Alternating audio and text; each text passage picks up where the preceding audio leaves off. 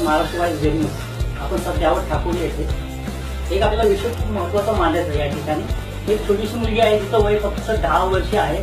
तिने कोलंबो येथे आंतरराष्ट्रीय स्पर्धेमध्ये म्हणजे अबॅकस जो प्रकार असतो म्हणजे गणिताचा प्रकार जो असतो सहसा लोकांना माहिती नाहीये त्या प्रकारामध्ये तिने आंतरराष्ट्रीय लेवलला भारताला पहिला नंबर जिंकून आणला आहे।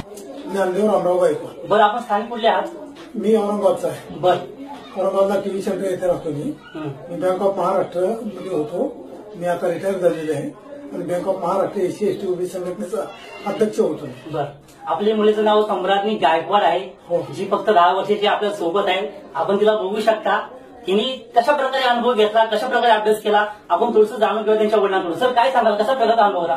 की 2 वर्षापासून अबॅकसला आम्ही तिचा क्लास लावलेला होता आणि दिल्लीमध्ये नॅशनल स्पर्धा गेल्या वर्षी झाली। त्या स्पर्धेमध्ये ती आजारी असताना तिनं 3rd नंबर मिळवला। मग आम्हाला तिच्या गुणाचं कौतुक वाटलं आणि आम्ही तिला प्रोत्साहन देण्याचं ठरवलं आणि तिला प्रोत्साहन दिल्यानंतर यावर्षी सप्टेंबरमध्ये एक रिजनल स्पर्धा झाली। त्या रिजनल स्पर्धेमध्ये तिने चॅम्पियन मिळवलं। चॅम्पियन म्हणजे 1st नंबरच्या वरचं पद ते चॅम्पियन असतं। तर ते चॅम्पियन मिळवलं। त्याच्यानंतर लगेच दुसऱ्या महिन्यामध्ये 9 ऑक्टोबरला आंतरराष्ट्रीय स्पर्धा होती। त्या स्पर्धेमध्ये आम्ही भाग घेतला। एकूण 14 देशाचे विद्यार्थी त्या ठिकाणी सहभागी झाले होते आणि त्या ठिकाणी सुद्धा आपल्या सम्राज्ञीने तिथं भारताचा झेंडा उंचावला।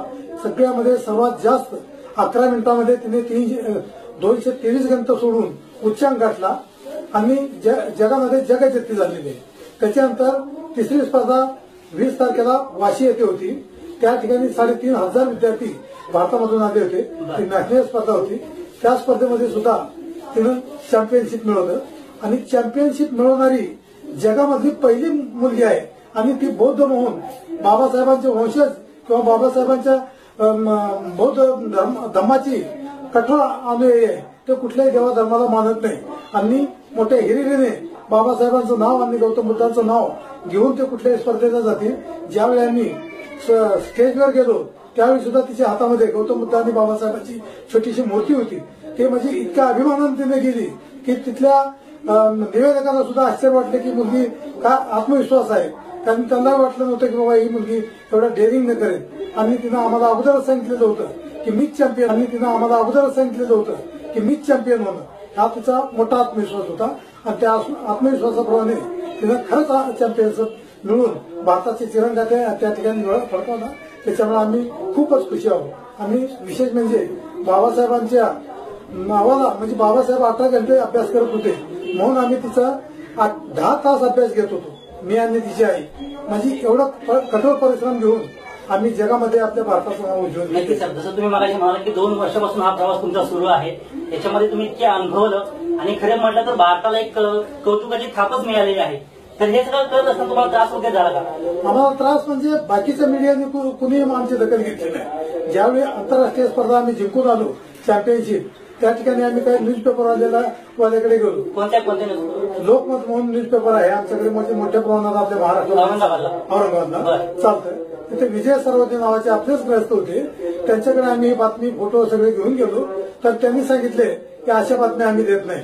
त्याच्यामुळे आम्हाला खूप वाईट अनुभव आला तो। म्हणून आपल्या लोकांना आपण मोटिवेशन करणं महत्वाचं आहे आणि तुमचं आम्ही कौतुक करतो की तुम्ही आमचं म्हणजे ही बातमी वाचून तुम्ही या ठिकाणी आलात याच्याबद्दल म्हणजे तुम्ही खरे बाबासाहेबांचे अनुयायी आहे म्हणून आमच्यातर्फे तुम्हाला आणि आपल्या समाजातर्फे आम्ही तुमचा आभार मानतो। नक्की सर आमच्याकडे तुम्हाला शुभेच्छा आहेत। आमचं सांगायला म्हटलं तर महाराष्ट्रवादी फुलेशाहू आंबेडकरांच्या विचारावर चालणारी एक अशी न्यूज आहे जी फक्त फुलेशाहू आंबेडकरांच्या विचारावर चालते भारतीय संविधान धरून चालते आणि खरं म्हटलं तर आपल्यासाठी खूप मोठी गोष्ट आहे की काय नाव म्हटलं तिथं सम्राज्ञी गायकवाड ही छोटीशी मुलगी 10 वर्षाची मुलगी आहे। तिने इतका मोठा प्रवास केलाय। आपण त्यांच्या आईकडून थोडंसं जाणून घ्या। ताई काय सांगा आपण नाव काय? माझं नाव स्नेहलता ज्ञानदेव गायकवाड। बरं कशा प्रकारचे अनुभव आले तुम्हाला? अनुभव म्हणजे तसं बरेच आलेले। बरं तुमच्या मुलीने इतकं मोठं काम केलंय त्याबद्दल तुम्ही काय सांगाल? काय नाही मला तिथं म्हणजे असं कौतुक खूप वाटतं। बरं आपण तू काय सांगू शकते तुझा कसा अनुभव होता?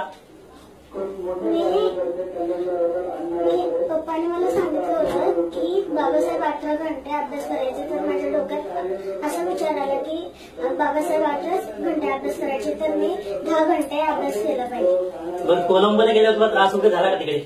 नाही पण मी थोडीशी म्हणजे आजारी पडले होते. बरं. त्याच्या आदल्या रात्री म्हणजे मला थोडस खोकला आणि सर्दी झाली होती. थोडस टेन्शन घेतलं होतं ना.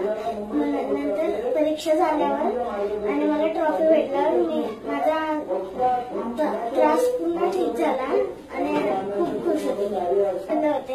त्याच्या आदल्या रात्री म्हणजे मला थोडस खोकला आणि सर्दी झाली होती. थोडस टेन्शन घेतलं होतं ना. नंतर परीक्षा झाल्यावर आणि मला ट्रॉफी भेटल्यावर मी माझा त्रास पूर्ण ठीक झाला आणि खूप खुश होते. नक्की नक्कीच.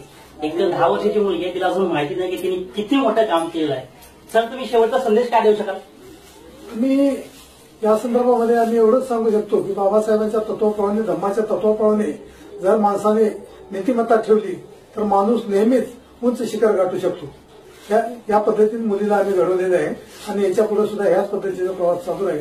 आणि आपल्या मुलांसाठी सुद्धा प्रत्येकाने म्हणजे अबॅकस अशी कला आहे की 11 मिनिटांमध्ये 223 गणितं सोडली.